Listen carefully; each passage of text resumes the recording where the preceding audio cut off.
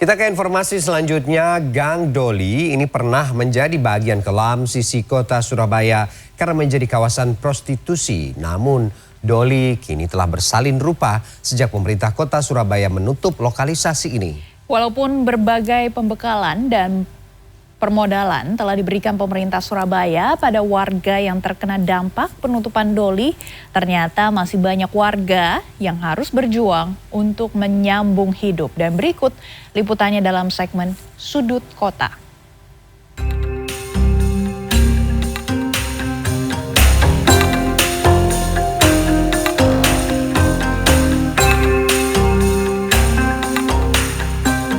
Sepi, sunyi.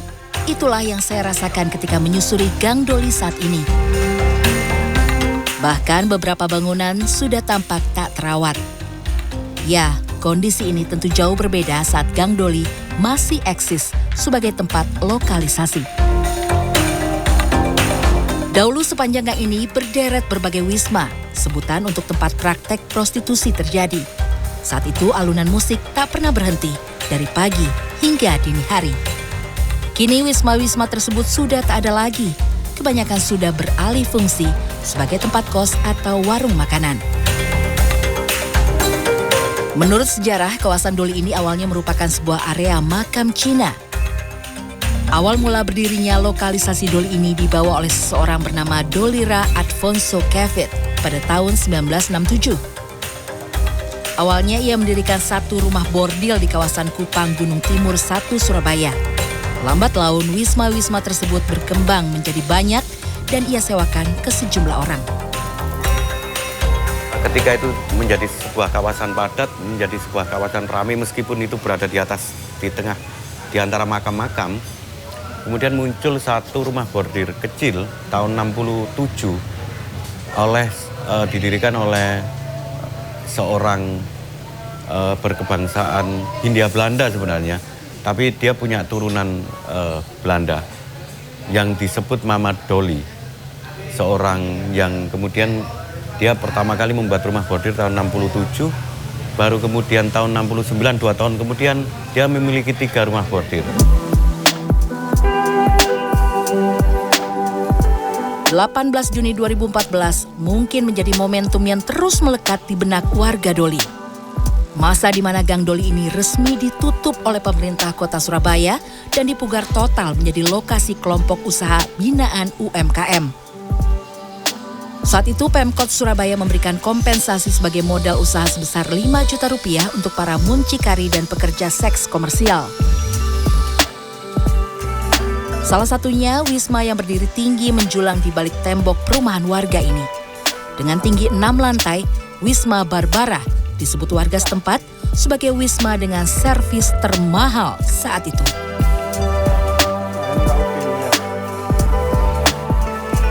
Kalau ini berarti apa tempat apa nih? Ini KOB apa? KOB. Bapak kerja pokoknya ya? Iya, Bapak kerja. Kalau dulu bersama. sebagai apa? Ini dulu wisma yang terfavorit ini.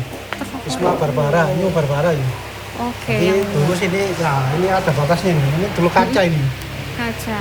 Ya. Fungsinya Kaca, ya, apa kaca. nih Pak? Ini kaca tapi wanitanya dipajang di sini semua. Wow. Jadi sini gitu ya? tempat duduk semua sini. Jadi semua ini kaca full. Bukan ini, nah ini Oke. terpasang di kaca. Jadi perempuan semua di sini. Oke. Tadi dikasih tempat duduk, di jejer-jejer gitu ya. Oke. Jadi dijejer-jejer. Begitu. Kondisi pada saat itu ya. Dipajang nih, perempuannya dipajang di sini. Tadi lakinya di sana. Tadi dia lihat, setuju oke ya naik ke atas nanti. Nanti di atas itu ada kamarnya nanti. Tapi alhamdulillah sekarang sudah jadi tempat ini pembuatan sandal. Tempat bekerja sudah beralih fungsi ya. Dialih fungsikan sama pemerintah ini.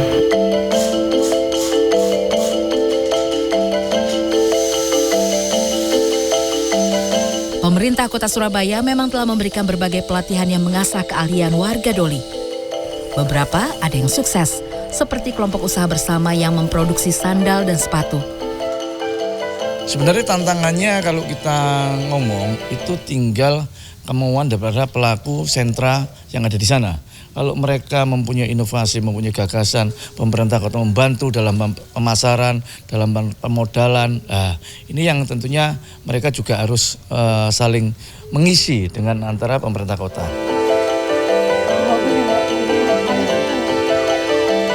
Jatuh bangun membangun usaha untuk tetap bertahan hidup juga dirasakan Santi, seorang warga Doli yang ekonominya turut terkena dampak akibat penutupan Doli. Kurang lebih 1,5 tahun terjebak dalam dunia prostitusi, di tahun 2014, Santi memutuskan untuk keluar beberapa bulan sebelum Doli benar-benar ditutup pemerintah. Ia pun beralih profesi sebagai penjual makanan. Penghasilannya memang tidak seberapa, namun ia mengaku senang dan bekerja tanpa beban. Dulu kan sebelum nikah kan saya kerja ibu rumah tangga. Masak gitu, cuci, ngepel. Terus punya suami itu, suamiku kayak gitu, nyakiti ya aku tahu sendiri ya Kak, nggak mau Mbak. Katanya teman-teman saya, enak kerja gini Mbak. Satu hari itu nggak mati uang 500.000 bilangnya gitu. Timbang anak samanku mati gitu. Ya aku ya wis pikiranku sendiri Mbak, kerja itu terjun. Bu Santi, berarti ini aktivitasnya sekarang apa lagi nih selain ngomong cucu ya? Ya bersih-bersih rumah, ke pasar gitu Mbak, jualan juga. Sekarang apa nih Bu? Jualan apa? Terus penghasilannya berapa? Penghasilannya ya gak pasti Mbak, kadang 250, kadang 200, kadang ya turun 150 satu hari. Tapi Ibu senang ya menjalani kehidupan yang sekarang dibanding dulu? Ya apalagi, ya enak sekarang Mbak. Kalau jadi orang gitu kan nggak ada itunya Mbak. Nggak ada haji-hajinya, buat pelatihan orang, oh sampean mantan lah. Kan nggak enak sih Mbak. Sekarang jalani gini aja, nggak apa-apa lah. Yang penting halal gitu aja. Santi mungkin hanya contoh warga Doli yang hingga saat ini masih harus berjuang demi memenuhi kebutuhan hidup. Meski banyak warga yang mengaku kondisi ekonominya saat ini lebih sulit, ada rasa lega dan nyaman yang kini mereka rasakan. Nggak ada perasaan apa-apa, malah senang saya kalau Doli ditutup itu. Ya kalau waktu Doli buka itu, suami saya kalau keluar itu mesti saya kepikiran mendingan gini aman. Ya dampaknya memang ya jauh berbeda sama dengan dulu. Dulu kan cari uang gampang ya, tapi situasi kesannya itu kan kurang menyenangkan ya istilahnya bagi penerus anak-anak. Gang Doli kini telah bersalin rupa. Namun bukan berarti tugas pemerintah selesai. Faktanya, masih banyak warga yang kehidupan ekonominya belum berdiri tegak. Warga Doli Surabaya mengharapkan ada peran pemerintah kota yang lebih nyata untuk menghentaskan kemiskinan mereka. Tim Liputan CNN Indonesia, Surabaya, Jawa Timur.